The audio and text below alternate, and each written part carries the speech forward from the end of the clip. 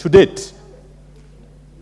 What we are doing is simply to make the fund to be aligned with the requirements and the dictates of the Constitution. Madam Speaker, everybody will agree with me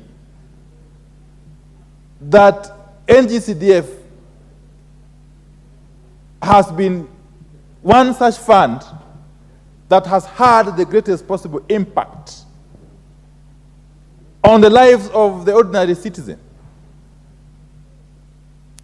As a matter of fact, it is the pioneer devolved fund. And if there's anything we can do as a house to protect it from possible sabotage or frustration, we as a house should be able to do so without blinking an eye. Because it's a fund that is meant for the people down there. Many a time I shudder to imagine what would happen if NGCDF were to be removed. What would really happen in the lives of the common person down in the villages? What would really happen? From matters to do with the payment of school fees, to construction of school facilities and infrastructure, to construction and establishment of security installations, including police stations, name it. Even those who did not elect us, if we supported these proposed amendments in totality, so that this fund can continue to flourish.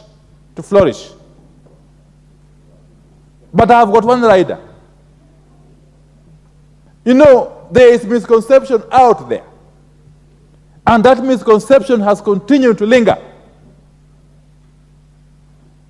that members of parliament or members of the National Assembly have got some say in the management of NGCDF.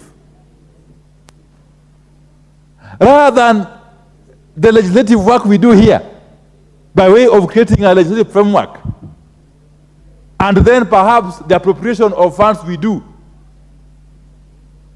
there is no other role that is contemplated by the NGCDF Act for members of parliament. This is one such model of a fund that should be emulated, not only in the East Africa region, but I think in the entire African region. And the entire world.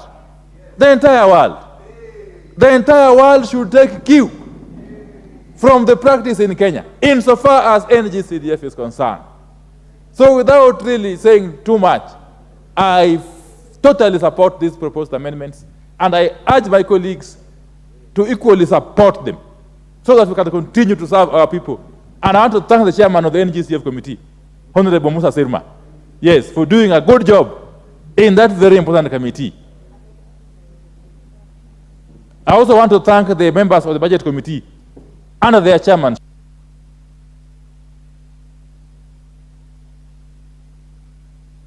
You know, you could be accused of sabotaging the Honorable Ndindi Nyoro, who I was going to mention shortly.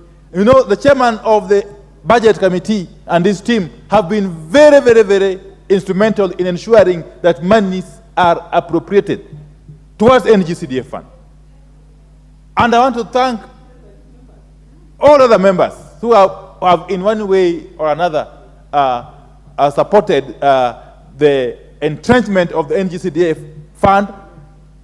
But ultimately, we must also thank the NGCDF board under the able chairmanship of Honorable Olago Alwoch, yes, for coming forth whenever we need them to support this fund in the manner they have done in the past. So thank you very much. I support.